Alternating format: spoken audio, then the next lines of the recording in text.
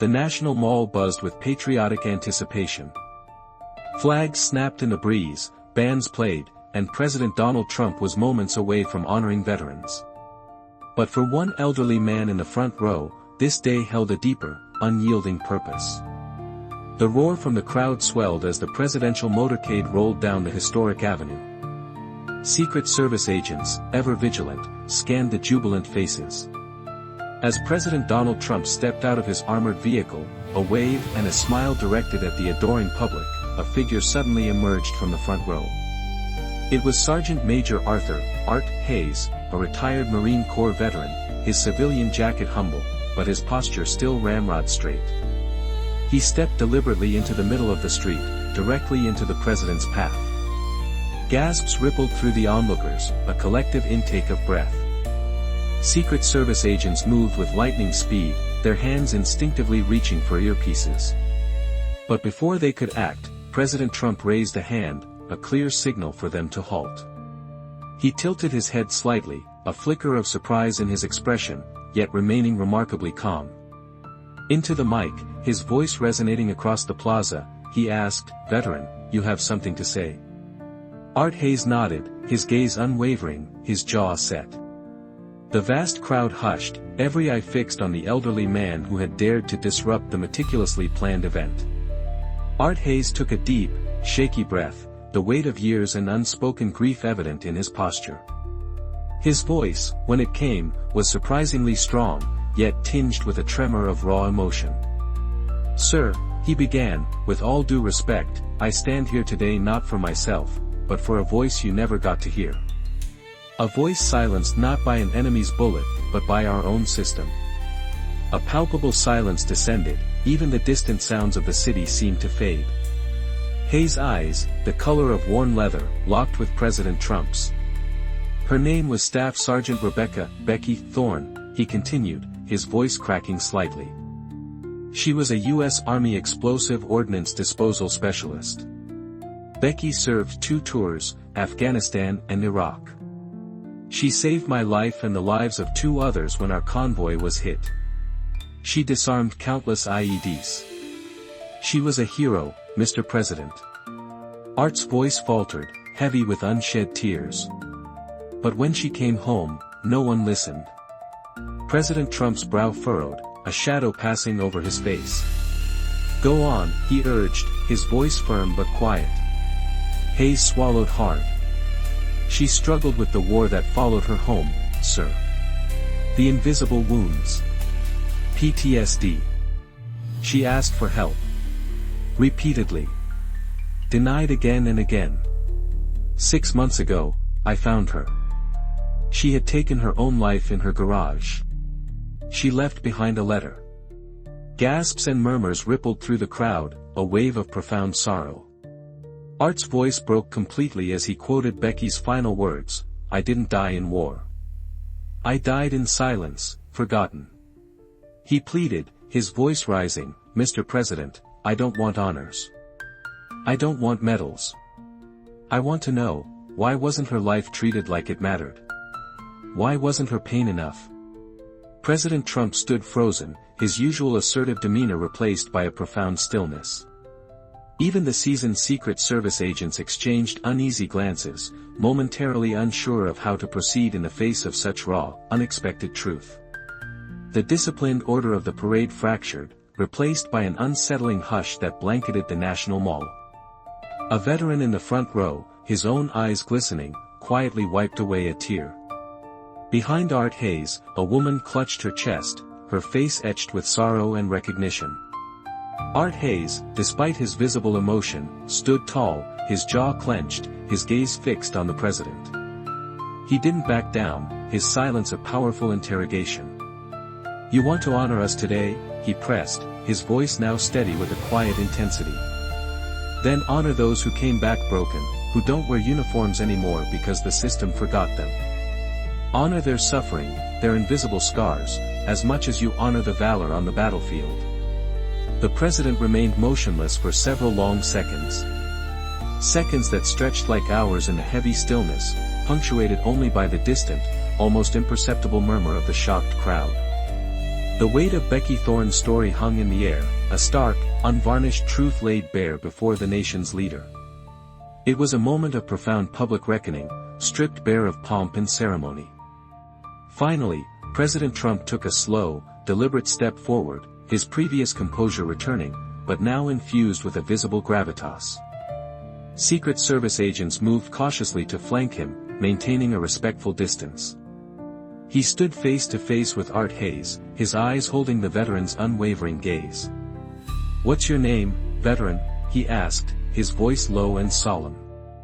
"Arthur Hayes, sir," Art replied, his voice still strong. President Trump nodded slowly, then, in a moment that surprised everyone, he reached out and gently placed a hand on Art's shoulder. "I don't have the right words for this," Trump said quietly, his voice carrying surprising empathy. "No president ever really does, but I hear you. And more importantly, I believe you." A murmur rippled through the crowd as cameras flashed, capturing the unexpected gesture. But Trump didn't look away from Art. "I've met many brave men and women in uniform. I've heard their stories. But what you just said, I'll carry that with me." Then, President Trump turned to the microphone, his voice now commanding the attention of the entire gathering. "America," he declared, "we celebrate our veterans today, but this veteran just reminded us, honoring service doesn't end at the battlefield. It must continue, especially when the war follows them home." The crowd erupted in applause, but Art still held something in his hand, a folded envelope. He hesitated, then extended it to the president. This was Becky's letter, the one she left behind.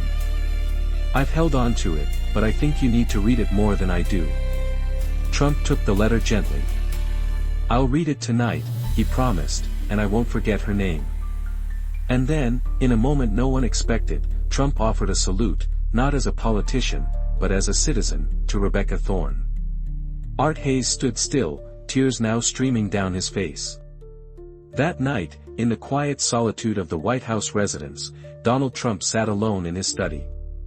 The letter trembled slightly in his hands, its edges worn, tear-stained. The handwriting was delicate, yet bore the precision of a soldier's hand, just like the veteran who had written it. "To whoever finds this," the letter began. "I hope you're someone who can do what I couldn't, be heard." Trump read each word slowly, absorbing the profound pain behind them. Becky wrote of sleepless nights, of sounds that never truly left her ears, the explosions, the distant cries, the metallic grind of vehicles. She wrote of friends she couldn't save, and of others who couldn't recognize the person she had become when she returned home. There was the gnawing guilt, the isolating loneliness, and the endless phone calls for help that consistently led to full voicemail boxes and disheartening denials.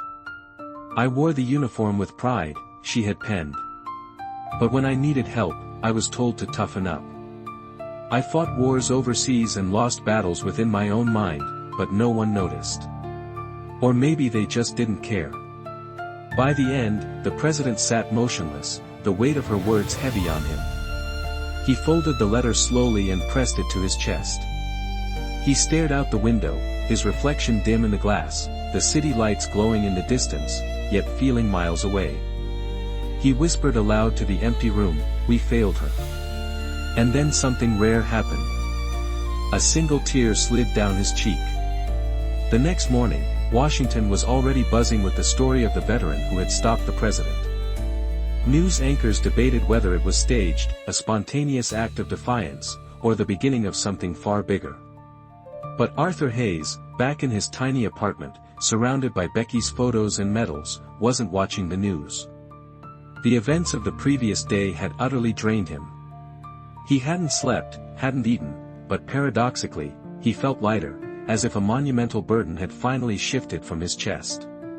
His phone buzzed. An unknown number. "Arthur Hayes, Sergeant Major," a female voice asked. "Yes, this is he," Art replied, his voice tired. "This is Sarah Langston. I work for the Office of Veteran Affairs. The President has requested a meeting today." Art froze. "With who?" "With me." "Yes, at the White House. Noon." Art stared at his phone, disbelief washing over him. He thought it was over. He thought standing up yesterday was the culmination of his fight. Turns out, it was just the beginning. At 11:45, Art stood outside the gates of the White House, dressed in his most respectable, if worn, civilian clothes. A black SUV pulled up, and a young aide escorted him inside. The walk through the polished, historic corridors felt surreal. This place, powerful and imposing, was a world far removed from the quiet despair Becky had endured. And yet, her voice, unheard in life, was undeniably present here now. When he entered the Oval Office, President Trump stood from behind his desk and gestured toward a seat. "I read her letter," Trump said, his voice lower than usual, carrying an unusual weight. "And I couldn't sleep." Trump continued, his tone unusually reflective, "I've read hundreds of letters in this office. But Becky's wasn't just a letter. It was a cry, a quiet one. And those are the ones we miss most." Art nodded, trying to maintain his composure, his throat tight with emotion. "She was more than a soldier, sir," Art said softly. "She was a craftswoman. She carved wood when she couldn't sleep. She used to say it was the only way she could stop her mind from going dark." Trump listened intently. He wasn't taking notes. He wasn't rushing to the next meeting. He was present, something Art hadn't expected from such a powerful figure. "I want to start something," Trump said, leaning forward slightly. "A national initiative, not a campaign ad, not a press release, a real solution. And I want your help." Art blinked. "My help?" Trump nodded. "We'll call it the Becky Project, dedicated to mental health care and transition support for returning veterans. Funded, equipped, and impossible to ignore." Art's breath caught in his throat. "Sir, she would have never believed this." Trump smiled faintly. "Then let's make it so no veteran ever feels that way again." The two men sat for another hour. They talked about existing programs, the red tape, the denials. Art didn't sugarcoat anything, and Trump didn't ask him to. When Art left the White House, reporters swarmed him. He didn't say much, just that change was coming and that it had a name. Later that night, the official White House account tweeted, "Sergeant Major Arthur Hayes reminded us that not all heroes fall on battlefields. Some fall at home unheard. That changes now. The Becky Project, United States." By morning, the Becky Project was trending worldwide. News stations across the country covered Art Hayes' impassioned speech and the president's unexpected, heartfelt response. It wasn't just a news story, it was a rallying cry. Veterans, feeling seen and heard for the first time, began to post their own stories under the hashtag. Some wrote about their sleepless nights, haunted by the echoes of combat. Others shared heartbreaking accounts of friends they had lost, not to enemy fire, but to the suffocating silence and lack of support after returning home. Military wives, husbands, and parents, who had long borne witness to the silent struggles of their loved ones, joined in with an outpouring of gratitude and shared pain. "Becky could have been my daughter," one mother wrote, her words resonating with thousands. "Thank you, Arthur." Art, still adjusting to the dizzying whirlwind of national attention, sat on the floor of his small apartment, meticulously reading every post he could. For every message of unwavering support, there were 10 more from veterans, desperate and hopeful, reaching out for help. Some confessed they had tried everything, navigated a maze of bureaucracy, only to hit dead ends. Others admitted they had been just one day away from giving up, until now, until Becky's story had offered a glimmer of light. Later that day, Art received a call that cut through the noise, a call that held a different kind of weight. It was Becky's mother, Marianne Thorne. "Arthur," her voice trembled with a mixture of grief and profound gratitude. "I watched what you did. I can't believe it. My baby girl. She would have been so proud of you." Art swallowed hard, his own voice cracking with emotion. "She saved me once, Mrs. Thorne. I just wanted the world to know her name. She deserved to be heard." "She's finally being heard," Marianne whispered, her voice choked with tears. "Thank you." The raw, honest emotion of that call solidified Art's resolve. This wasn't just about Becky anymore, it was about every Becky, every Arthur, every family shattered by the invisible wounds of war. Meanwhile, in the bustling corridors of Washington, President Trump had already begun a series of urgent meetings with the Department of Veterans Affairs. He bypassed the usual bureaucratic niceties, his focus razor-sharp. He brought up suicide prevention with a new intensity, demanding the immediate implementation of rapid mental health response teams.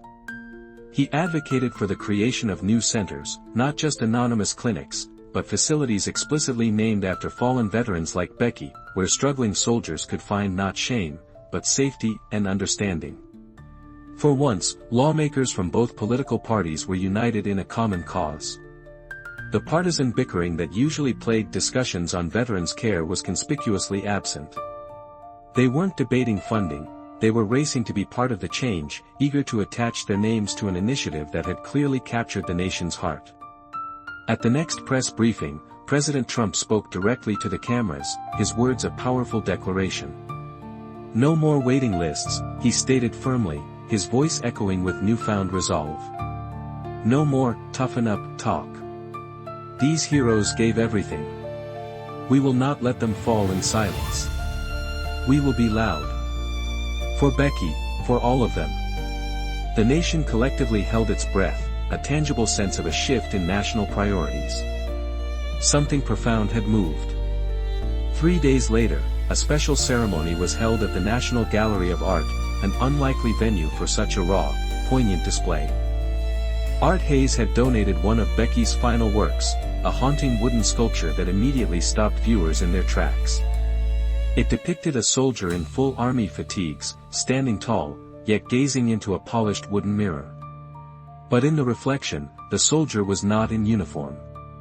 Instead, it was a civilian figure, visibly tired, eyes hollow, a single tear meticulously carved to roll down her cheek. The sculpture was titled The Return. Veterans stood quietly in front of it for minutes, sometimes longer, their own experiences reflected in the somber wood. A few saluted, others openly wept. Art stood off to the side, watching the profound impact of his friend's final message. Unexpectedly, President Trump arrived, walking past cameras without comment, his expression unreadable. When he stood in front of the return, he didn't speak for a long time, simply observing the artistry and the agony it conveyed. Finally, he turned to Art. "This needs to be in every VA center, every base, every Capitol hallway," he said, his voice hushed but resolute. Art nodded. "She carved that during her worst week, sir. I remember because she didn't say a word for 3 days. She said more in this sculpture than most of us ever could," Trump replied, his gaze returning to the piece. That afternoon, an executive order was signed to commission and distribute 1,000 replicas of the return across the country, not just as artwork, but as a permanent, visceral reminder. "Let this image be a mirror," Trump declared at the podium, "of what we've missed and what we must now fix." Art wasn't used to the spotlight. But now, people were listening. Veterans were listening, and more importantly, policymakers were listening. He realized Becky's voice had traveled further in her absence than it ever did while she was alive. And that thought, complex and profound, both broke him and began to heal him. The following evening, Art Hayes' phone rang again. It was late, almost midnight. He debated answering, the exhaustion from the day's emotional roller coaster weighing heavily on him, but something told him to pick up. A young man's voice, hesitant and thin, came through. "Is this Arthur Hayes, Sergeant Major?" "Yes." "Who's this?" "My name's Kyle. I was with the 1st Infantry Division. I saw your story. I saw Becky's sculpture." There was a pause, a ragged breath. "I was going to end things tonight. I had a plan, a real plan. But I saw the return, and I don't know. It hit me hard.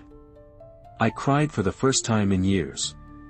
Art's throat tightened, a wave of cold dread mixed with surging hope. "Where are you right now, Kyle?" he asked quickly, his military training kicking in, his voice firm but empathetic.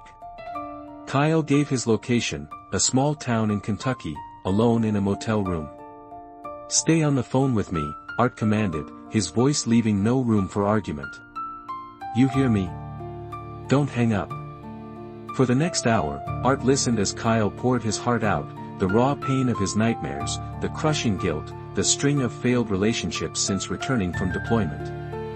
He had tried getting help, he confessed, but the endless paperwork, the impossible appointments, the agonizing wait times had all systematically crushed his will to fight for recovery. But tonight, Becky's silent plea, carried by Art's brave act and her powerful art, had reached him. By morning, Art had called a VA emergency support team through a newly activated 24-hour hotline, a pilot program recently started under the Becky Project. They arrived in hours. Kyle was taken into care safely, his fragile hope now held by professional hands. 2 days later, Kyle texted Art a photo of himself smiling faintly, holding a sketch pad. "I started drawing," the message read. "She inspired me." Art stared at the screen for a long time, the implications sinking in. He finally whispered, "You saved another one, Becky." He walked over to her framed photo on the shelf, saluted, and said softly, "We're just getting started." 1 week after Art Hayes' public appeal, the White House organized a groundbreaking roundtable discussion with veterans from every branch of the military. This wasn't a media event, nor was it a ceremonial gathering. It was an intimate, unfiltered conversation, real people in a real room. Art was invited, not as a guest of honor, but as the co-host, a clear signal of the shift in approach. He walked into the historic Roosevelt Room and found about 30 veterans already seated around the large, polished table. Some wore tailored suits, others came in worn jeans and boots, their practical attire a testament to lives lived beyond formal expectations. A few were in wheelchairs, silent reminders of physical sacrifices. A couple carried visible scars, etched marks of battles fought. But every one of them carried the same look in their eyes, the heavy weight of shared experience, and the fragile, nascent hope that maybe, finally, someone was truly listening. President Trump entered without fanfare, no cameras, no press entourage. He took a seat at the head of the table. "I'm not here to talk," he said, his voice devoid of his usual political rhetoric, replaced by a quiet sincerity. "I'm here to listen." And for the next 2 hours, that's precisely what he did. One Marine shared how he'd waited 18 months for a PTSD counselor, his voice laced with the bitterness of delay. A Navy veteran spoke of his closest friend who died by suicide after being denied treatment twice, his words a raw wound in the quiet room. A female Air Force officer shared the invisible wounds that never made it into her official file, but haunted her every day, unseen by the system. When it was Art's turn, he didn't immediately speak about Becky. Instead, he looked at each person in the room, his gaze filled with empathy and understanding. "This," he said, his voice resonant, "is what should have happened years ago. We should have had this table, these ears, this attention. But now that we do, we don't waste it." There was a moment of silence, then slow, collective nods of agreement from around the table. Trump stood. "Every one of you is part of the Becky Project now. We'll fund. We'll legislate. But more importantly, we'll listen. You earned that. And so did she." No one clapped. No one needed to. They weren't there for applause. They were there to build something that would outlive them. Weeks passed, marked by a palpable shift in the national conversation. One crisp morning, Art Hayes received an invitation to Arlington National Cemetery, an honor he approached with a mixture of reverence and lingering sorrow.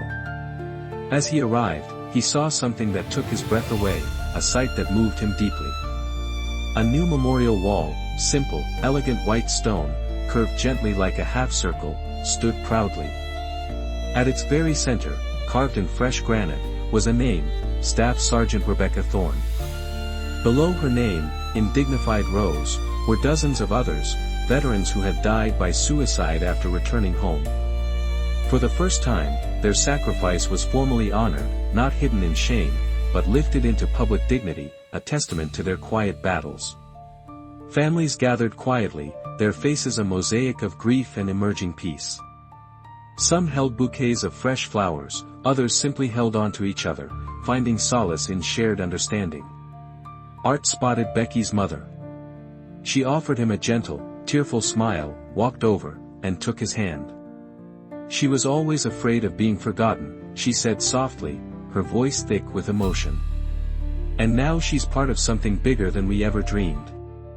As they stood in silence, observing the somber yet hopeful scene, a young girl, perhaps 10 years old, approached the wall with her father, a retired soldier. She pointed at Becky's name, her small finger tracing the letters. "Daddy," she whispered. "Who was she?" Her father, his voice imbued with profound respect, replied, "A hero, sweetheart. The kind we need to remember." Tears welled in Art's eyes. Later, President Trump arrived, walking alone without his usual security detail, a rare public display of personal humility. He approached the wall and stood quietly, his head bowed.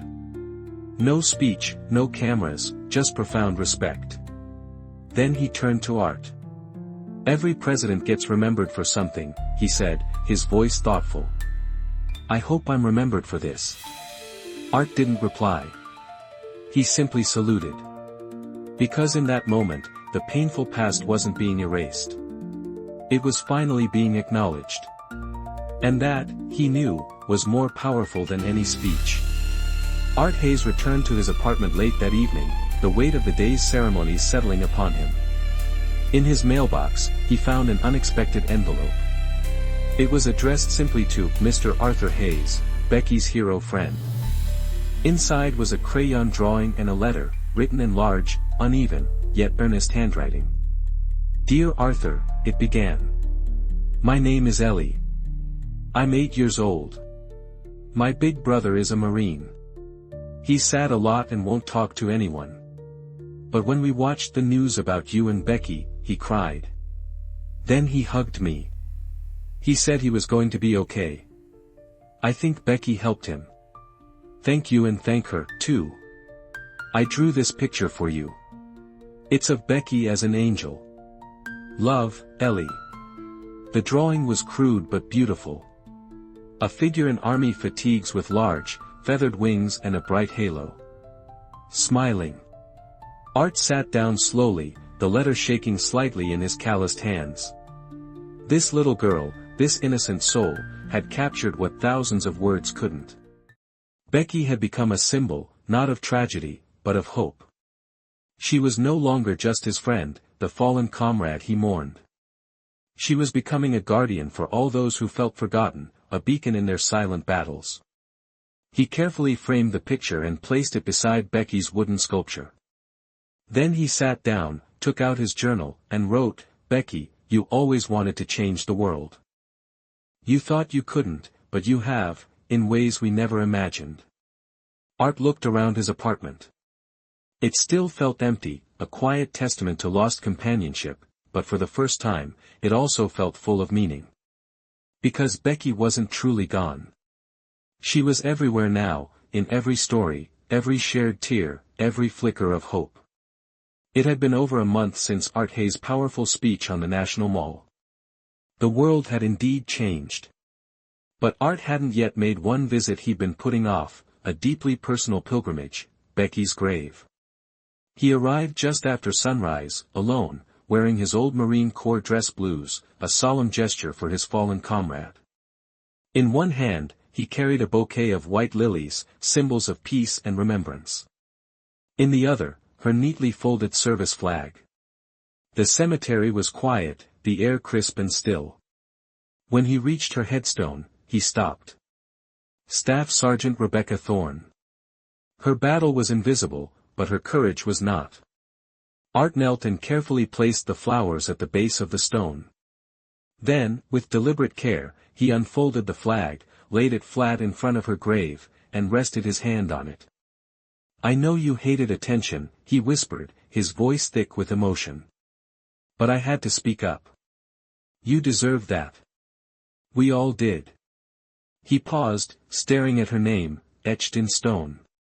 There's a little girl named Ellie. She drew you with wings. I think she's right. A gentle breeze passed through, rustling the nearby trees. Art looked up at the sky, his eyes filled with both sorrow and a profound sense of peace. He pulled something from his jacket. A dog tag.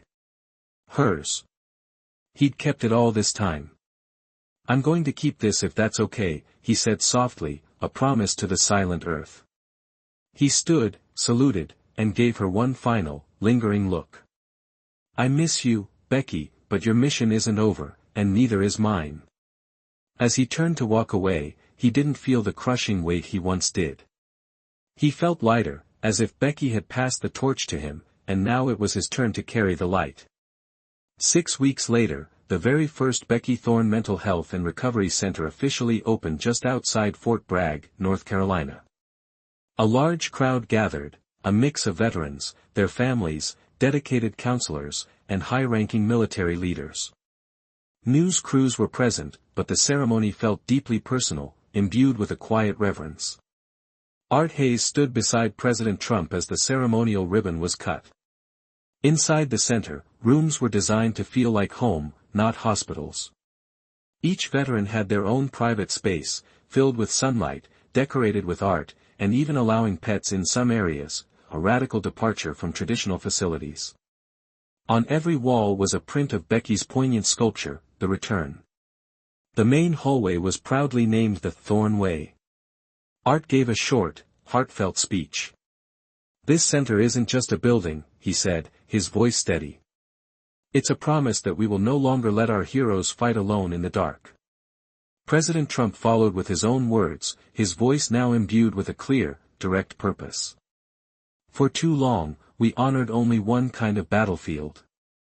But the truth is, some wars don't end when soldiers come home. Today, we honor those invisible wars, and we do something about them. The room erupted in quiet applause, not loud, but profoundly meaningful. Art took a moment to step aside and watch. He saw a young soldier walk in nervously, clutching a duffel bag. A staff member greeted him with a warm smile and led him down the hall. That was it. No judgment, no red tape, just immediate, tangible help. And that's what Becky had always wanted. Not attention, not medals, just to feel understood. Now, hundreds would. And this was only the beginning. That same day, after the ceremony, Art Hayes walked out to the quiet garden behind the newly opened center, needing a moment of solitude. There, on a weathered wooden bench, sat a face he hadn't seen in over a year. It was Sergeant Major Mark "Gunny" Donovan, one of Becky's closest squad mates. They had served 3 tours together, enduring unimaginable hardships side by side. After Becky's death, Gunny had gone silent, disappearing from everyone's radar, retreating into his own grief. But now, here he was, older, leaner, and looking like he'd seen every kind of hell imaginable. I saw the speech, Gunny said, before Art could utter a word, his voice raspy. Took me a while to come back, but I had to see this place for myself. Art nodded, momentarily speechless, a wave of emotion washing over him. I'm glad you came, Gunny. Gunny looked toward the impressive building, a faint smile playing on his lips. Becky would have hated all this attention. They both chuckled softly, a shared memory of her quiet nature. But she would have loved that you finally said what none of us could, old man, Gunny added, his gaze returning to Art, filled with a newfound respect. You gave her back her voice, Art. Art's throat tightened. I wish I'd done it sooner. Gunny turned serious, placing a hand on Art's shoulder. Don't. You did it when the world was finally ready to hear it. They sat together for a while, not saying much, just sharing the comfortable silence of 2 brothers in arms, forever bonded by shared grief, common purpose, and the burgeoning process of healing. Before leaving, Gunny turned to him, his eyes holding a renewed resolve. I want to help however I can. I've got stories, too. So do a lot of us. Maybe it's time we told them. Art nodded, a slow, understanding smile spreading across his face. It's not just about Becky anymore. Gunny grinned, a flash of his old self. No, Art. It's about all of us. And together, they walked back toward the building, toward the future, side by side. 2 months later, Art Hayes stood before a congressional panel, his presence no longer that of a grieving veteran seeking solace, but a powerful symbol of a national movement that could no longer be ignored. Backed by overwhelming bipartisan support, the Becky Thorne Act had been drafted, a landmark bill poised to revolutionize mental health services for all military branches. The proposed legislation mandated expanded access to care, funded the establishment of more recovery centers like the one in Fort Bragg, and critically, required mandatory trauma-informed training for all Department of Veterans Affairs, VA, staff. As Art testified, he didn't rely on political jargon or dry statistics. He used stories, raw, personal narratives that cut through the bureaucratic formality of the chamber. I'm not a politician, he stated, his voice clear and resonant. But I've carried coffins. I've stood next to grieving mothers, and I've folded flags for people whose deaths could have been prevented. A few lawmakers shifted uncomfortably in their seats. Others quietly wiped their eyes, moved by the stark simplicity of his words. Becky wasn't the first, Art continued, his voice gaining a quiet intensity, but we owe it to her to make sure she's the last. Then, he pulled out Ellie's crayon drawing, the simple yet profound image of Becky with angel wings, and held it up for all to see. This, he declared, his voice thick with emotion, is what healing looks like. Not numbers, not stats.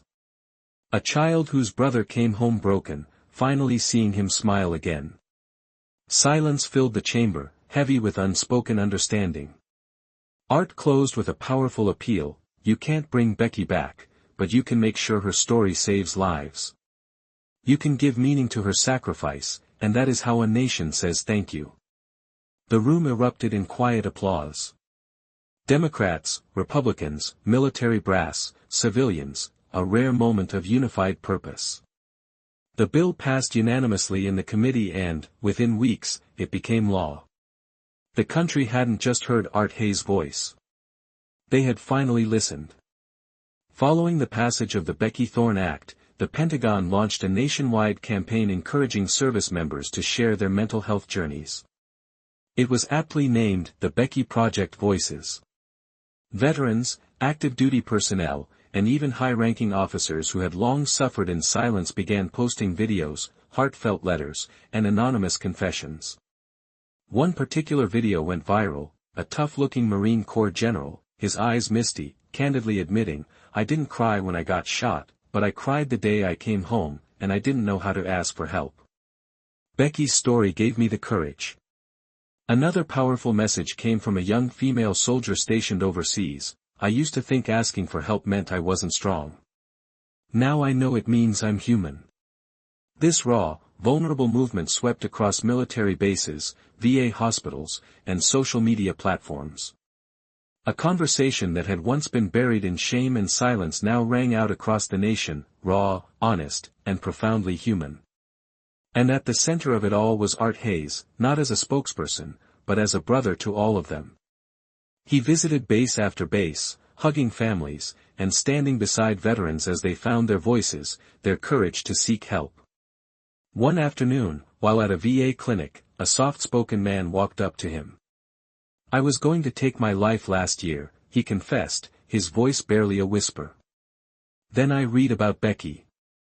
Now I run a support group. Art didn't know what to say, so he simply hugged the man, because sometimes words aren't needed. Sometimes just being there is enough. One quiet evening, Art received an envelope with the distinctive presidential seal. Inside was a personal, handwritten note from Donald Trump. Arthur, the note began. I've met kings, generals, and billionaires, but none of them changed my thinking the way you did. Becky reminded me of the forgotten heroes, and you reminded me that real strength is found in vulnerability. I've instructed future administrations to protect the Becky Project. I don't want it to fade when politics shift. Her story, your voice, will live on because it must. You didn't just stand for her. You stood for all of them. Proud to have met you. Donald J. Trump.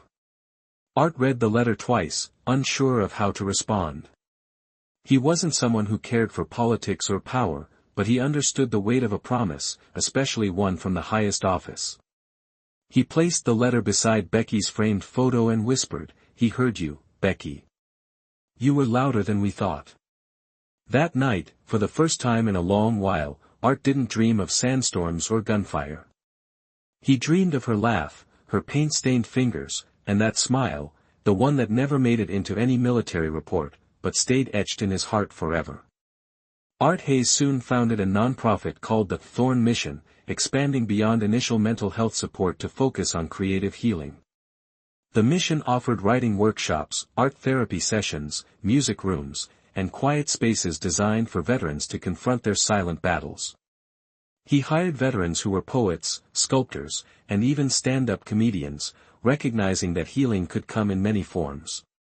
The philosophy was simple: you don't have to wear a uniform to fight for healing. On opening day, Art stood before a crowd of supporters, volunteers, and dozens of veterans, many of whom had traveled from across the country. There was no national anthem, no speeches by politicians, just a profound moment of silence. Then Art stepped forward and said, "We spent too long pretending pain made us weak. But pain is what connects us. It's what gives us the power to reach someone else and say, 'You're not alone.' Becky gave me that power. Now I give it to you."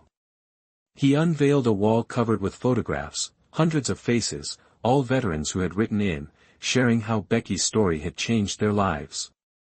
Some smiling, some serious, all of them alive, and above them, a carved message: invisible battles, visible strength. The crowd stood in awe. And Art, he finally felt like he was home. Not in a barracks, not on a battlefield, but in a space where wounds could breathe and begin to heal. Years later, a bronze statue stood prominently in front of the original Becky Thorne Center. It depicted a woman in army fatigues, standing tall, a carving knife in one hand and a rifle in the other.